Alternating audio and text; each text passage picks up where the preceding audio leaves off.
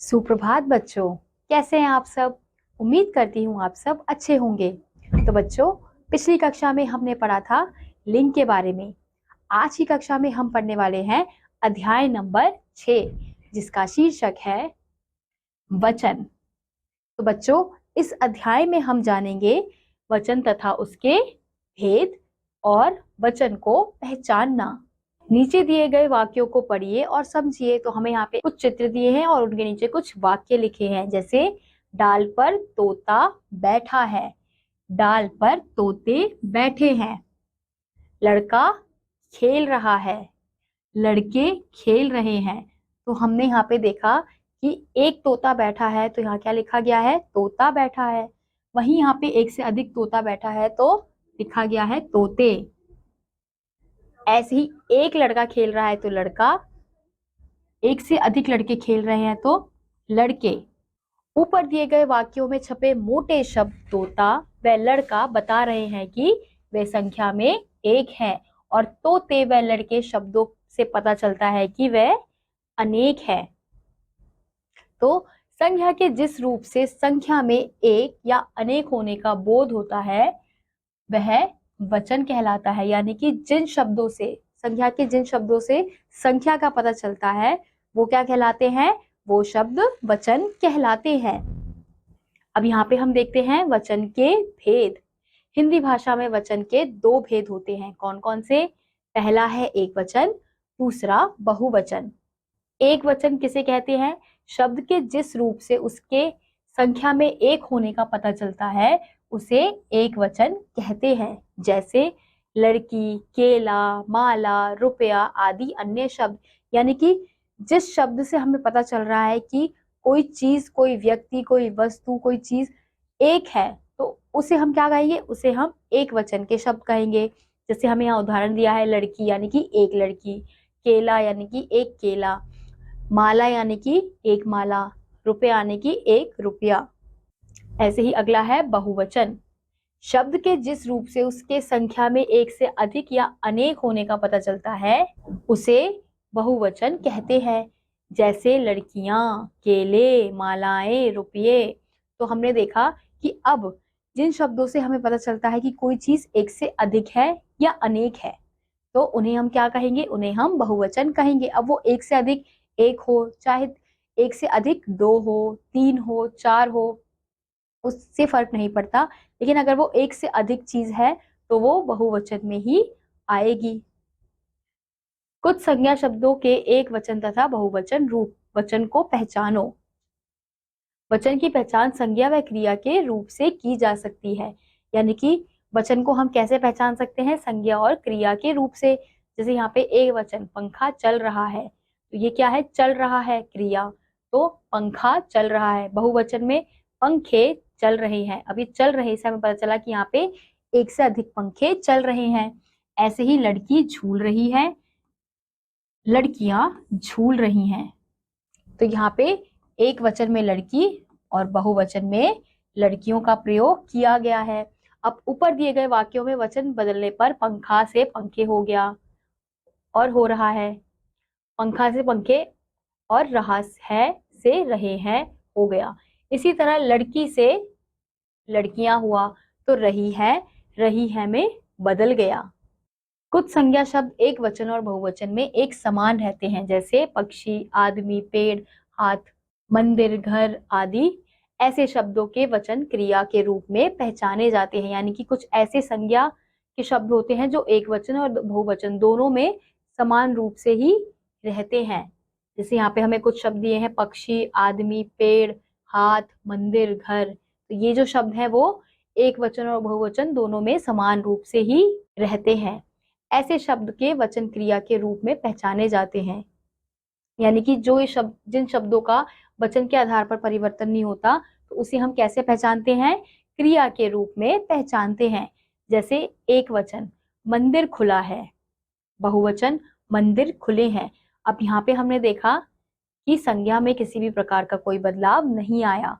बदलाव किस में आया? क्रिया में आया। तो मंदिर खुला है यानी कि एक मंदिर की बात हो रही है, मंदिर खुले हैं यानी कि एक से अधिक मंदिरों की बात हो रही है। ऐसी अगला है हाथ गंदा है। दूसरा, हाथ गंदे हैं।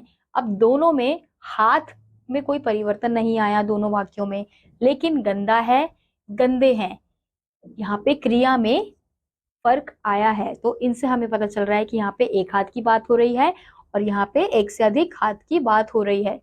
कई बार वाक्यों में प्रयोग करते हुए कुछ संज्ञा शब्दों का रूप भी बदल जाता है, जैसे घर के सामने मैदान है, घरों के सामने मैदान है। अब यहाँ पे संज्ञा के रूप में परिवर्तन आ गया।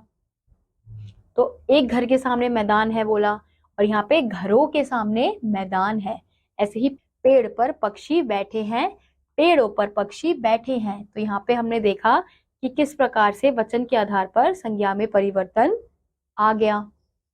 अब ध्यान दीजिए, कुछ संज्ञा शब्द हमेशा एक वचन में ही प्रयोग किए जाते हैं, जैसे आकाश, पानी, भीड़, सभा, सोना, चांदी, धरती, दया, प्यार, ये सारे एक वचन में ही प्रयोग किए जाते हैं। कुछ संज्ञा शब्द हमेशा बहुवचन में ही प्रयोग किए जाते हैं, जैसे हस्ताक्षर, समाचार, बाल, प्राण, आंसू, लोक आदि अन्य शब्द। तो ये जो शब्द है वो हमेशा संज्ञा के जो ये शब्द हैं वो हमेशा बहुवचन में ही प्रयोग किए जाते हैं। आदरणीय व सम्माननीय व्यक्तियों के लिए हमेशा बहुवचन का प्रयोग किया जाता है। यानी कि अगर हमें किसी व्यक्ति को, हमसे कोई बड़ा है, हम उसे सम्मान देना चाहते हैं, सम्मान करने चाहते हैं, तो उसके लिए हम हमेशा बहुवचन के शब्दों का प्रयोग करते हैं।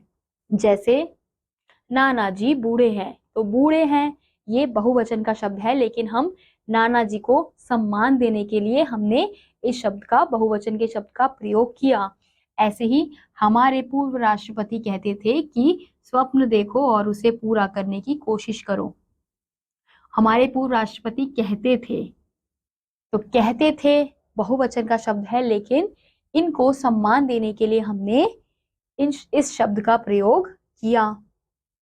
अब एक वचन से बहुवचन में बदलने के कुछ नियम, अब यहाँ पे कुछ नियम दिए गए हैं जिससे हम एक वचन को बहुवचन में बदलते हैं। शब्दों के अंत में आए आ को ए में बदलकर। एक वचन का शब्द है पंखा, इसमें आ को ए में बदल के पंखे, छाता का छाते, बेटा का बेटे, घोड़ा का घोड़े। ऐसे ही अगला है अंत में ए जोड़कर, माला का मालाएं, दिशा का दिशाएं, लता का लताएं, माता का माताएं। ऐसे ही अगला है अंत में आए अ को ए में बदलकर, रात का रातें, बहन का बहने, मेज का मेजें, आंख का आंखें। ऐसे ही अगला है अंत में आए ई को इया में बदलकर, घंटी घंटियां, तितली तितलियां, नदी नदियां, मिठाई मिठाइयां।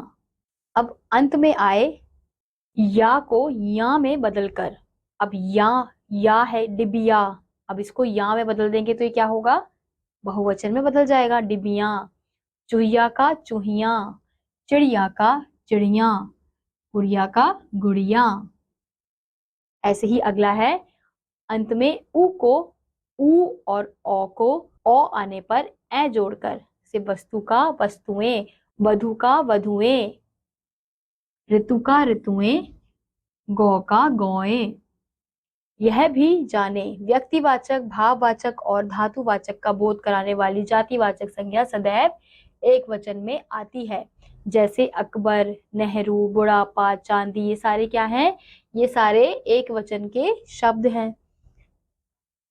तो बच्चों, हमने सीखा शब्द के जिस रूप से एक या अनेक का होने का पता चलता है उसे वचन कहते हैं।